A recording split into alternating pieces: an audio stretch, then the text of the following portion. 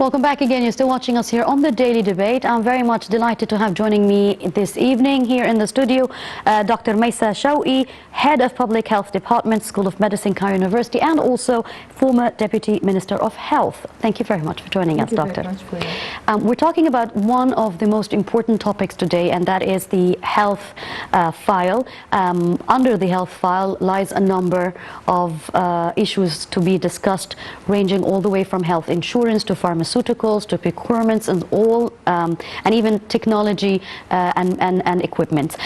Let's start by talking about the latest, which is what President Abdel Fattah al-Sisi approved of, the establishment of the Authority for Unified Drug Procurement, Medical Supply, Medical Technology Management, along, of course, with the Egyptian Pharmaceutical Authority. So would you please explain to us, what does this initiative mean? Well, this is a very organized initiative. It's regulating the process of procurement of medications, equipment and supply for the hospitals. When it becomes a mega bidding or a mega process of procurement, you get whatever we want on our list at a better price and a better quality and even better maintenance contracts and better supplies. And when this is being posed on a database, so we are going to know what we exactly need, and we are going to buy things at a lesser cost, and we are going to have the benefits of buying what we want at a lesser cost and not buying what we don't need. So the mega procurement is a mega bidding in which we ask for the equipment and the supplies for hospitals, governmental hospitals, university hospitals, military hospitals, and it's all put in one bid, and we have one entity that is very scientific, and it has the scientists and the medical technologists that are going to assess the equipment that is to be procured. So we get what we need, don't buy what we don't need at a very good price, at a very reduced price, with better qualifications and better maintenance and supply subcontracting. What I did understand previously when we had our little chit-chat before air is that this authority, or this initiative to establish this authority, is informing a proper regulation, meaning that it was not that it was not existing before, but it was not in that very organized, constructive form. Well, it was not organized for sure, and this is why we had to, the Parliament had struggled a lot to give the law, and once the law is being officialized and signed by His Excellency the President, now we are having a formal body that is dealing with all aspects of the procurement, and is also following on the pharmaceutical industry in a very good way to promote it and to help it flourish, and to make the pharmaceutical field profitable for Egypt through exportation, for example. Now, making this new drug authority become informed, well, you said it will be, of course, monitoring those unified drug procurement, medical supplies, medical technology, and so forth.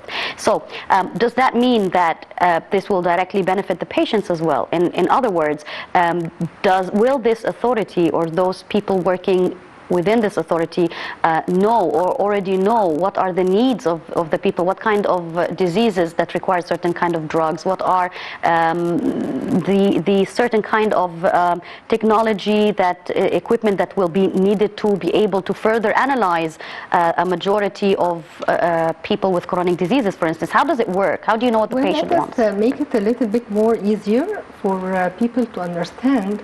Definitely patients and their families are the end users, and they are the most privileged in the whole situation, because medication is going to be available, and even diagnostics and therapeutic equipment is going to be available at a lesser price. And the government is going to spend less to bring its needs for medications and for equipment as well. And we have now what we call the big databases.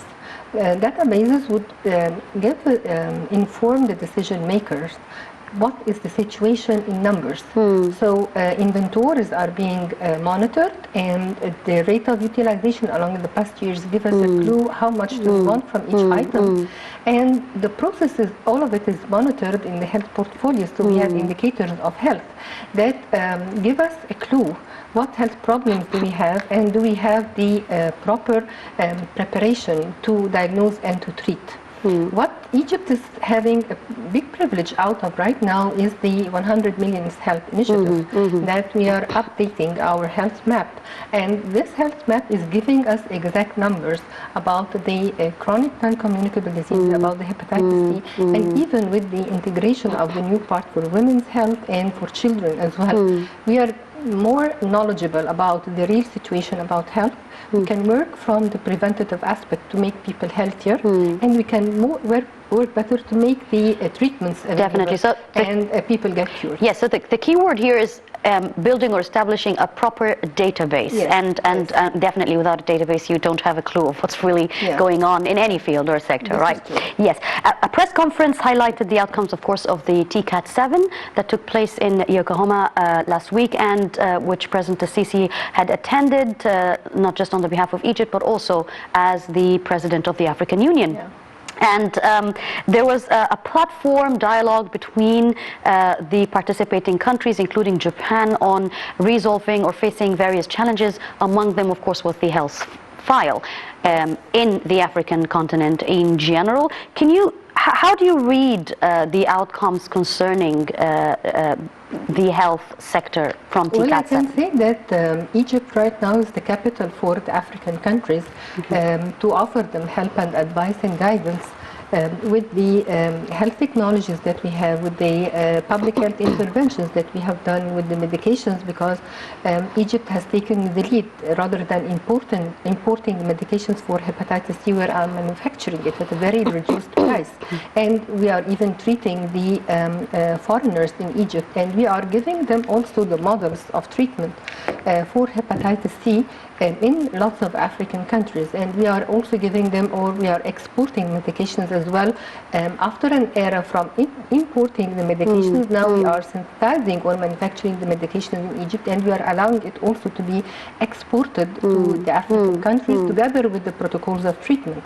I can tell that we can work on the African countries, or in collaboration with the African countries, on two areas. One area is to demonstrate the good interventions that we have in their countries and help them carry on with treating diagnostics and treatment of their patients. And we can also speak about the health tourism. So they can come to Egypt for more health services and treatment as well. That's very interesting. Now, when we speak of treatments and medicines, I would want to also focus a little bit on the pharmaceutical industries in general, because you mentioned about the very good medicine that Egypt is known for, to an extent that now it exports its medicine. And this is very true. You see people from outside Egypt, when they do come to visit Egypt, they look for specific medicines that are only made in Egypt. They're in a very affordable prices, and they're also very effective. Vice versa, you would go abroad and you would find very effective medicines that are actually made in Egypt. Now, I want to talk about two stages here. The first one, how can we further promote this field to be global market, to go into the global market and to further export internationally, not just within the African or the Arab region? I think that a major player is going to be the drug authority that has been established a couple of days ago, and with the diversity of the different ministries on board, you'll have better manufacturing and better packaging and better exportation and better taxes even, and better facilities at the Egyptian gates out and in.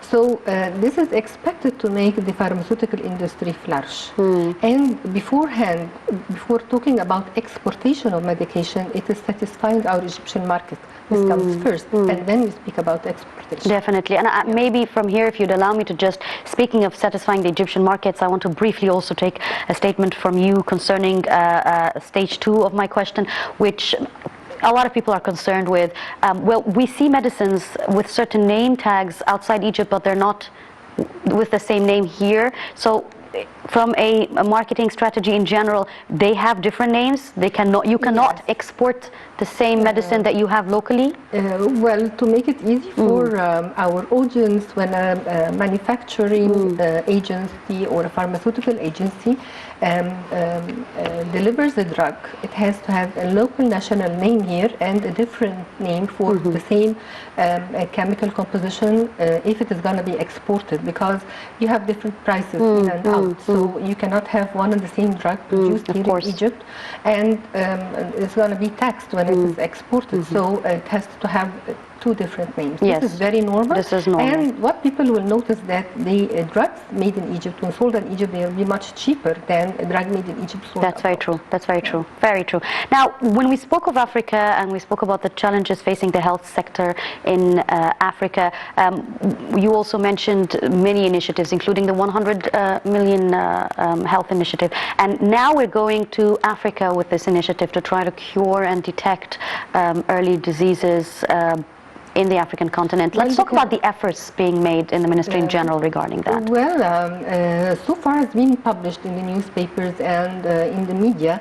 The campaign has received lots of respect, especially so from the World Health Organization, and the head of the World Health Organization has delivered a formal report to His Excellency the President, declaring that this is a very unique kind of work and it has been done so meticulous and fulfilling international standards on the Egyptian land over here, and this appreciation has been reflected in other countries wanting to know about our success stories. An extension for the 100 million health initiative was to include foreigners in Egypt within the scope, and Africans, especially so Africans as well, within the 100 million health initiative, and we report to different countries about the prevalence of health problems in their people living in Egypt. If we want to address the field of health, and maybe the President highlighted on various occasions on the need to endorse the concept of having a comprehensive social protection in an effect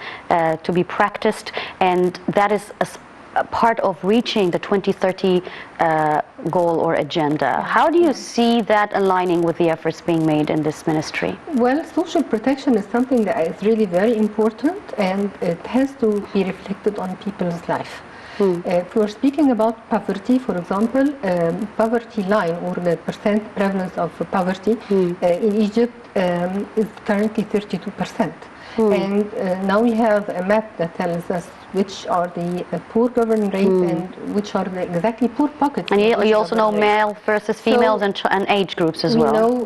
We know families, and we know names, and we know where they are living, and we are removing from the social protection people who are unneeded or unneedy, so they don't really need the social protection, so you can target really the poor people.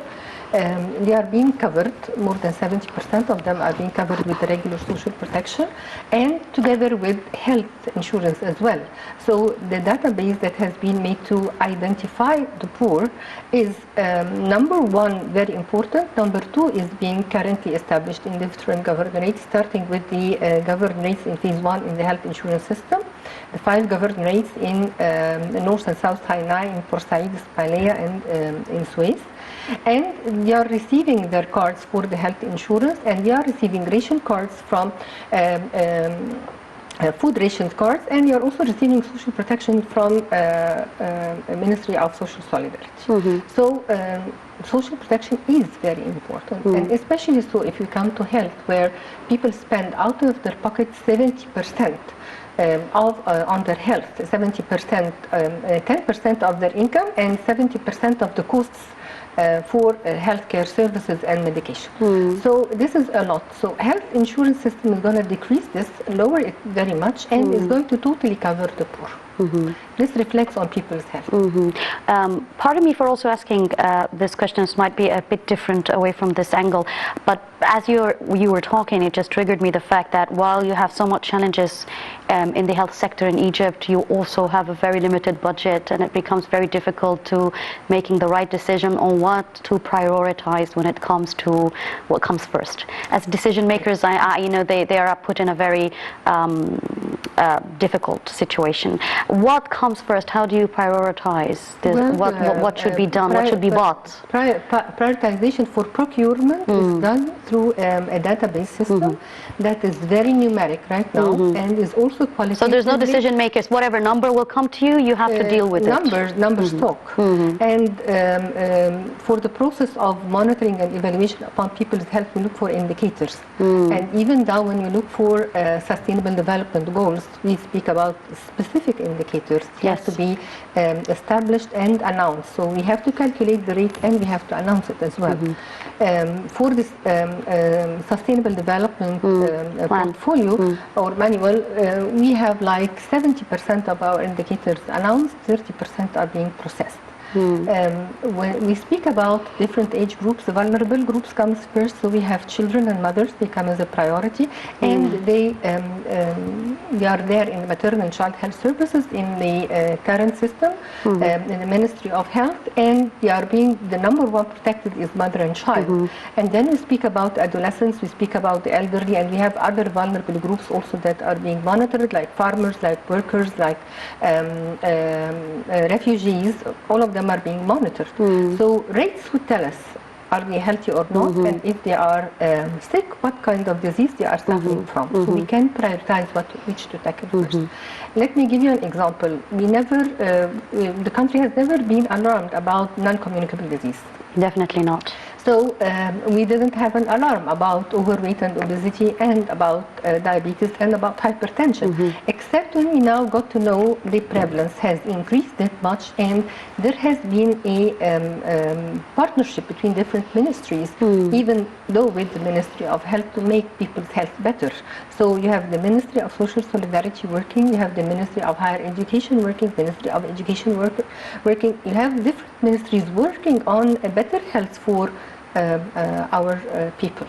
So this didn't come to our notice except when we had the numbers from the 100 million health age. That's very interesting. And definitely we have read in the newspapers, for example, about a bike for every student. A bike for every student is meant to make students physically active, able to go and come with ease, to reduce the traffic jams in the way to and to have a more healthy lifestyle. Better sure lifestyle. Nobody So, exercises. This wouldn't have come to the very front unless we got to realize what is the real problem size. The magnitude of the problem had to be investigated first. That's very interesting and also inspiring. And maybe honestly the reason why I asked this question is because I was going to ask you the following question, which now was on a bigger scope, the African continent. Egypt is heading the African Union, so if we have challenges and limited budget here, there's no doubt that even the challenges and the limited budget is bigger and greater as an African continent.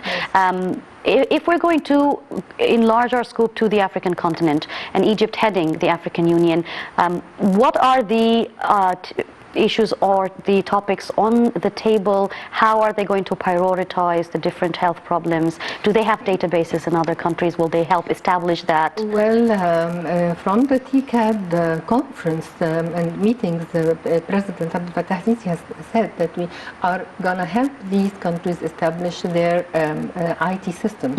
And when there is an proper IT system in each country and proper databases, they are going to diagnose their own problems much easier, and they are going to be better connected with developed countries, and they are going to receive more help from countries in a privileged situation or a better situation. Well, if you allow us, we need to go to this other report again. Another initiative or launch been happening at the Ministry of Health for treatment of hearing impairments, and again that is also a unique, strong initiative by the ministry to detect early problems for children who could face hearing problems or even unfortunately deafness as they grow. Let's take a look at this report and we'll be back to resume with our episode. Please stay tuned.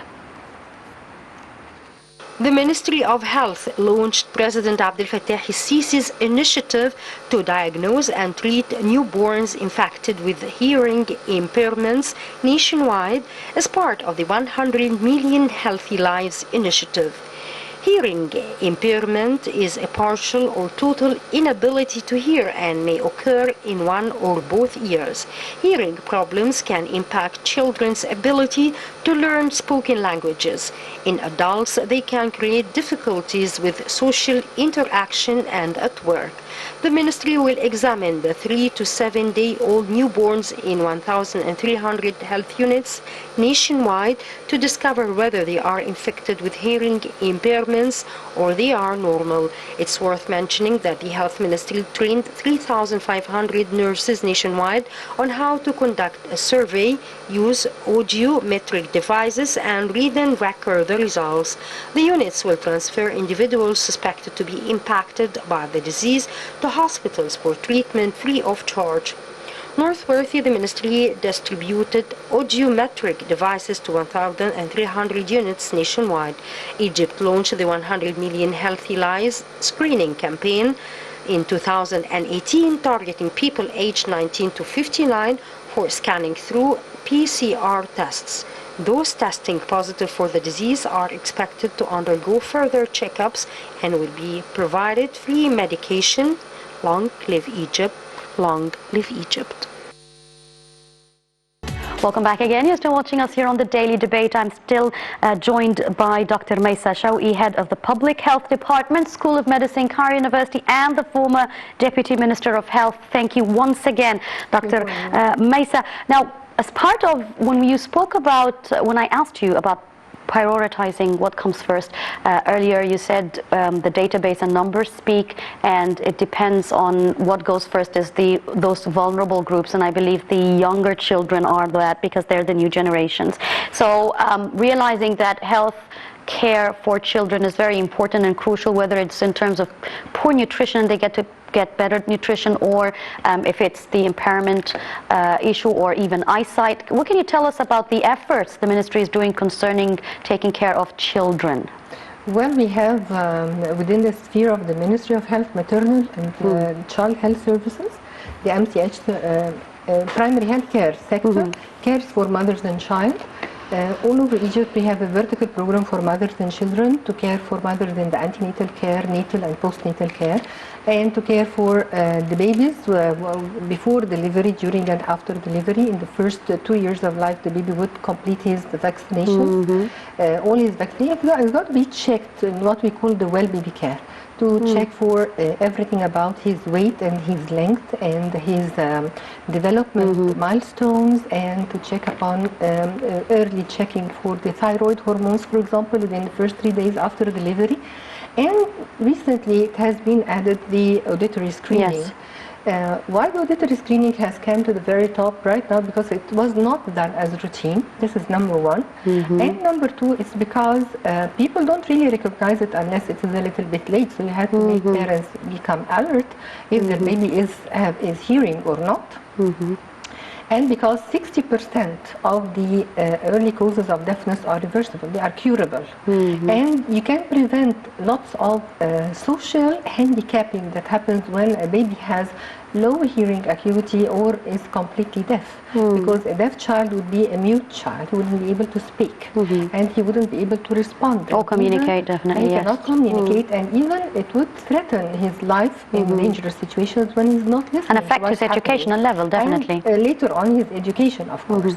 So right now we're having a national campaign to diagnose early children with deficient hearing, and when they are at primary screened as possibly or potentially lowered hearing capacity, they would be re-examined once more after 15 days. And if the cause is treatable or curable, is going to be treated by then, and if not, it's going to be investigated to help the child and the mother cooperate and communicate together and make it possible for the child to hear even with a hearing aid and to complete his process even in schools in a much better way. Now, when you speak of initiatives or national campaigning to give better health or provide better health for children, unlike other initiatives, do these campaigns go to schools? Do they go to communities? Do they go to villages? Does it require them going to children? Or do they have to come to the stations? And does it just include creating a database or curing this certain thing? Or diagnosing everything to do with children according to age groups? Well, this is the excellent part of the story, is that by definition, the international definition for a child is anybody below the age of 18. So we have the early infancy period is being monitored in the maternal and child health centers, the preschoolers and toddlers in the maternal and child health centers, and then we go to school services, whether it is a school health or school insurance. Both of them screen children at school admission. I think like 4 or 5 times along the scholastic years, they see the weight, they see the height, they see the gait, they see back deformities, they see the visual acuity and auditory acuity as well, and the child, if he's having, and they see his teeth. If there is something that's problematic, is referred to the school health insurance for treatment. Database usually come integrated, and what we have learned is like 10 or 15 years ago, that the child would have a record, a child health record that goes with him to school until he reaches university. Definitely, of course. This record used to be paperwork, now it is being digitalized. So you can have a quick look upon each child and even his links to his family within a family health record. I'm very glad you mentioned that, because that is also, I mean, you would very much relate as a professor, excellent research material. And the president recently attended a scientific conference also honoring a number of professors and doctors in different fields of science. Study and research is very important, and through this database, along with professors or experts, you can always come up with new medicines, new cures, eliminate or overcome diseases. People would really underestimate the importance of this information. Some might think it's an invasion of privacy, when on the contrary, this is rising up an entire nation. How do you read this determination by the president to focus on the scientific research? First of all, that the recognition of scientists and showing appreciation by the topmost leader in the country, our president, makes people really, number one, happy and satisfied, number two, willing to do more, and come encouraged, because this is the message that is transmitted to the Ministry of Health, to the Ministry of Higher Education and Research, to the Ministry of Education, and to different political key influentials who have to care for scientists and for research in general. I would think that this is a very appropriate moment where we really need to transfer our research in different areas, not only in medicine, into policy briefs. So what's a policy brief? A policy brief is to make an extract of each kind of research readable and doable by the policy and the decision makers. So if we can fill in the gap between research and decision makers with policy briefs, we are going to jump very, very big leaps in health, in technology, in agriculture, in industry, everywhere. Just closing the gap between research and decision making. Well, usually when people discuss the health file, the main concern they believe would, well, what's happening in the health insurance system? What is the comprehensive health insurance system? How has it been provided and developed during the past 5 years? Believe me, whether they are in public or private sectors, health insurance is very, very crucial and essential to them. What can you tell us generally about the health insurance comprehensive system? Well, number one, we used to have a formal health insurance in Egypt since the 50s, and it used to cover governmental employees. Like 55% of the people were covered, but the poor were not covered, the non-working people, the non-governmental employees were not covered.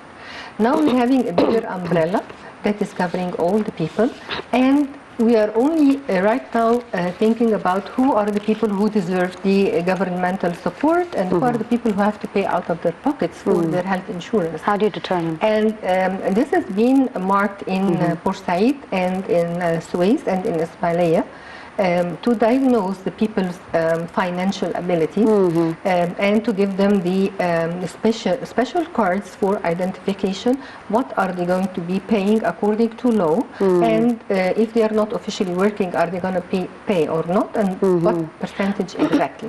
This is making the resources available for the health insurance. Another lane that has been so much developed is to make the regulations, the three bodies regulating the the health insurance, and to put the quality criteria for healthcare providers that are going to join the system, whether they are public or private, because we are speaking about public-private partnership. So the quality measures or standards, the clinical practice guidelines, the assurance of the health service from the public and the private sectors has been monitored, and only those fulfilling these very good criteria will be included.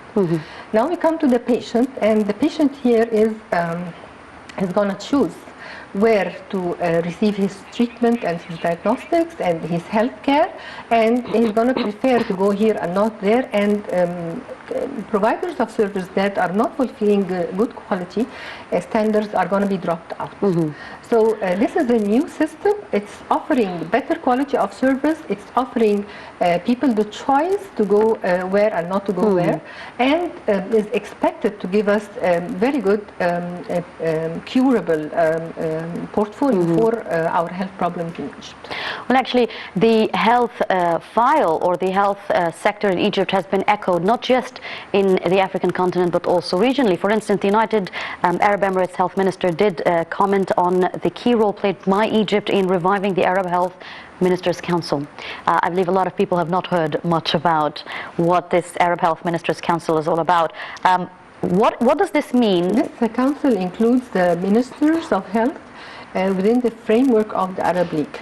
And there is, I wouldn't say a dichotomy, but there are countries who have strong health systems and strong networks to deliver the health care, and they have regular reporting about their indicators or about the situation of health of their people within the Arab region all through. And we have countries where there are political tensions, they are lagging a little bit behind. So within the ministerial meetings, it is considered how would an Arab country help another, and what advice would be there for them. And through this we have the initiative for women's health in the Arab countries, and support for women and women empowerment and women's health maybe a couple of years ago. Now I want to talk a little bit about the equipment or technology equipment. Maybe I asked you again before we went on air, does this have anything to do with deciding how many equipments or what are needed concerning the private sector? And you mentioned no, it's not really included in that. Can we say, I mean, from your general perspective? I wouldn't say it's not included, but I would say that the universal procurement agency is meant to have a mega procurement bid for the governmental hospitals, for the military hospitals, for the university hospitals, all these hospitals on one board. It is very possible, and there is a very good potential even for private sector to join this bid if they would like. But it is optional, it's not mandatory. But at least it will be monitored, because a lot of people will be concerned, well, if you don't have money, then you cannot afford being cured. Nowadays we have health economics as a science developing in Egypt. In person, our department is included in the professional master degree for health economics in Cairo University, and we have graduates who are studying health and economics as well. And we have what we call the health technology assessment as a branch also flourishing in Egypt along the past maybe 5 years or so. This year we've attended 3 conferences for health technology assessment, and it's all about, is this technology important? Do we really need it or not? Do we have an alternative for it? What about its price? Is it cost effective? Is it cost efficient? In order to answer these questions, we're going to say, yes, we're going to buy this technology. It's worth the money being put in it, and what are the rewards and the gains that we are going to get when we procure this technology. Health technology assessment is dragged under the health economics, and right now I wouldn't say we have a lot of graduates, but at least we have started having graduates in health economics who can help decision makers do better decisions. Now, as you were talking and listing all the possibilities of what to get, where to get, or how much to get it, what about making it here in Egypt? you know? Well, manufacturing, in the recent conference we have attended, it has been actually an exhibition for medical technologies and equipment. We have parts of big technology being manufactured here in Egypt. And part of it is being imported, but it is collected or gathered here in Egypt. We are at a very good stage in the pharmaceutical industry. We have many factories producing medications or pharmaceuticals for the local market and for exportation as well. We are not lagging behind in this, but we can do better. We can do better. More. Yes. I want to ask you a question regarding, I mean, as a professor in the School of Medicine, you do understand that how important it is now, as we live in a small world, on exchanging expertise, going and sending students out for training. They definitely come back with more fruitful ideas and different means of our treatments, and maybe medicine is one of the fields, just like technology, that changes with time and is upgraded. How important do you recommend this exchange of expertise? Not, of course, to forget the fact that Egyptian doctors are well known outside Egypt. You go anywhere and you would find a famous Egyptian doctor in every field. I would say that training of doctors and nurses and the auxiliary workers as well within the sphere of modern science is very important. Exchange of experience, whether we have speakers or trainers coming from abroad or even from Egypt, and mixing them together is very important.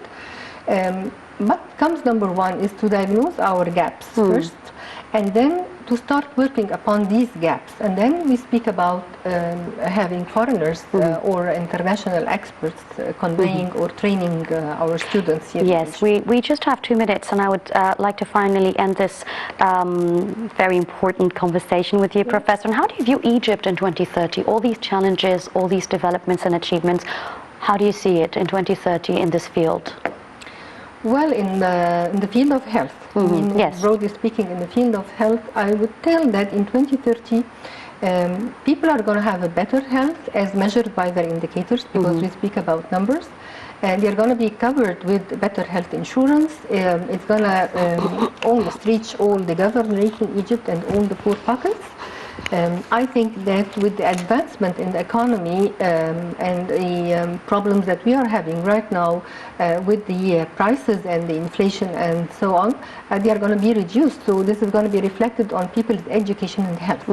And I would think that education and health are inseparable, because the more people are educated, Of course, the better is they're their aware health. of their health. So yes. this is expected to give us a very good view of Egypt in 2030. And I would say that there must be a very big thank you for the ministerial teams working on the sustainable development portfolio, because we have a report right now that is very numeric, and it could be watched and monitored and evaluated along the years if our indicators are getting better or not. So by 2030 there wouldn't be surprises. There would be a track of how good we are improving, and what needs to be done is going to be corrected on the spot. Yes, well, everything that needs to be done is being worked hard by the medical team, and the decision makers, the individuals, also must be very much aware of how important their health is and not take it lightly, especially mothers, not to put themselves at the end of the list, take care of children, not assume that anything minor can grow with them as they grow and becomes a major problem for them and the country itself. Dr. Maisa Shawki, Head of Public Health Department, School of Medicine, Cairo University, and former Deputy Minister of Health, thank you very much. Thank you very much for you. Thank you very much. I've enjoyed it. Thank you very much. We hope to see you very soon. And that brings us to the end of our episode of the Daily Debate tonight. The top stories are coming next. I'm Yasmin Bakir signing off. Thank you for watching.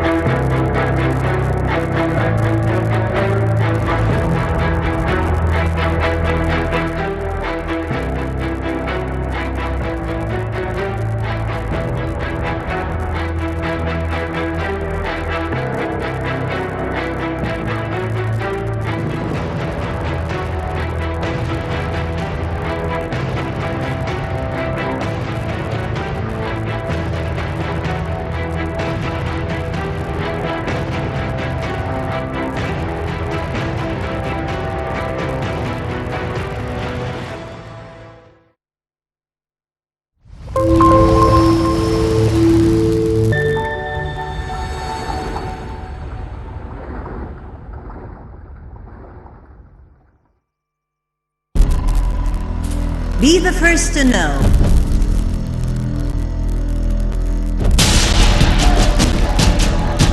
The news live at the site of the event.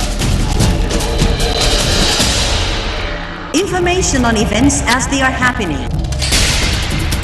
If it's breaking news, it's Nile TV.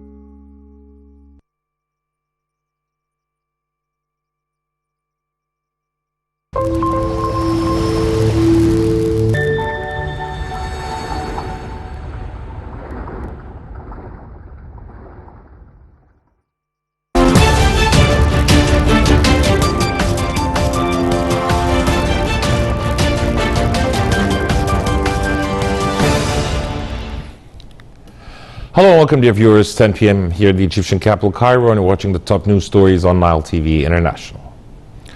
Prime Minister Dr. Mustafa Madbouli headed on Wednesday the Cabinet's weekly meeting. During the meeting, the Cabinet discussed a number of political, economic, and social files, as well as the implementation of mega national projects. The Cabinet also tackled ministerial decrees and draft laws that aim at achieving economic and social stability, encouraging investments, and providing services to citizens.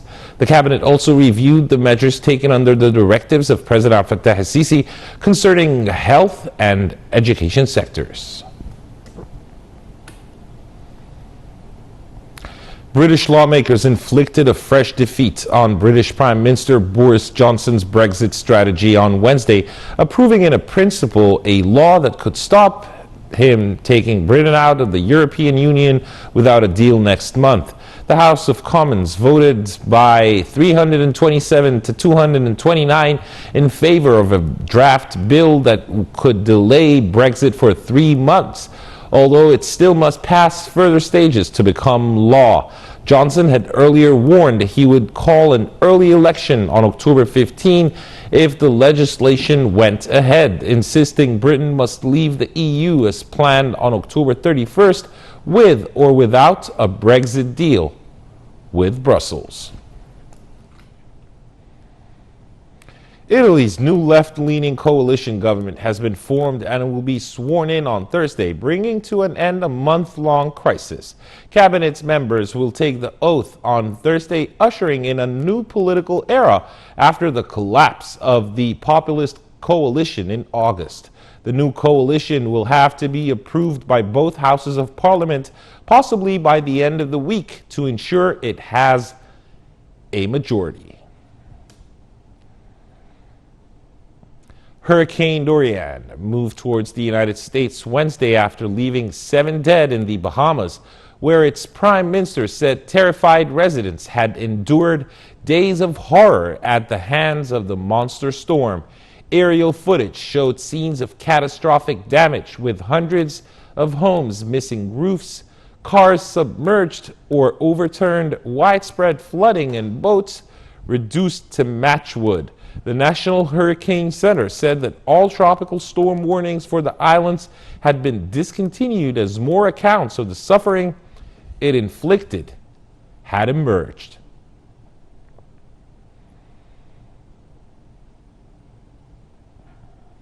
Dear viewers, by this news item, we come to the end of the hour's top news stories. For further news updates, visit our website at NileInternational.net. Thank you so much for watching. Signing off, this is Karim Gamaluddin, and this is goodbye.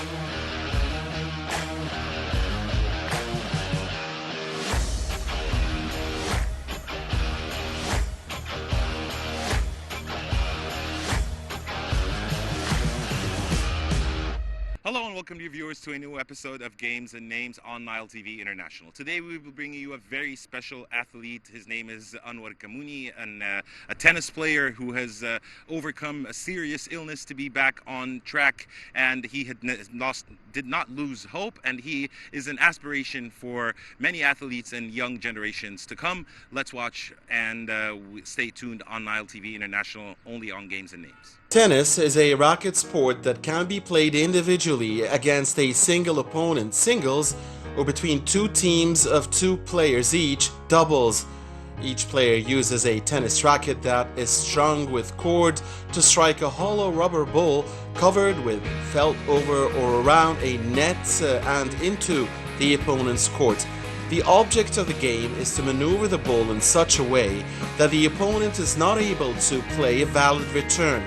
The player who is unable to return the ball will not gain a point, while the opposite player will. Tennis is an Olympic sport and is played at all levels of society and at all ages. The sport can be played by anyone who can hold a racket, including wheelchair users. The modern game of tennis originated in Birmingham, England, in the late 19th century as lawn tennis.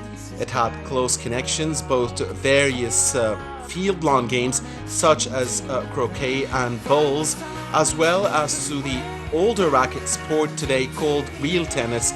During most of the 19th century, in fact, the term tennis referred to real tennis, not lawn tennis. The rules of modern tennis have changed little since the 1890s. Two exceptions are that from 1908 to 1961, the server had to keep one foot on the ground at all times, and the adoption of the tie-break in the 1970s.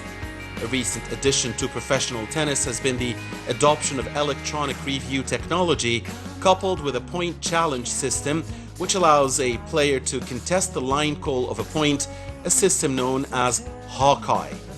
Tennis is played by millions of recreational players and is also a popular worldwide spectator sport.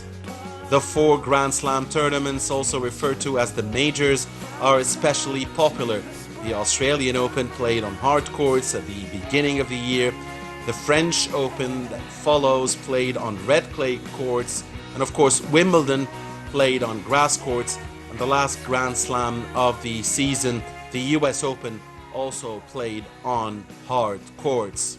Historians believe that the game's ancient origin lay in the 12th century northern France, while a ball was struck with the palm of the hand. Between 1859 and 1865, Harry Jem, a solicitor, and his friend Augurio Pereira developed a game that combined elements of rackets and the basketball game pelota, which they played on Pereira's croquet lawn in Birmingham, England, the United Kingdom. 1872, along with 2 local doctors, they founded the world's first tennis club on Avenue Road, Leamington Spa. This is where lawn tennis is used as a name of activity by a club for the first time. After Leamington, the second club to take up the game of lawn tennis appears to have been the Gaston Archery and Croquet Society, also in Birmingham.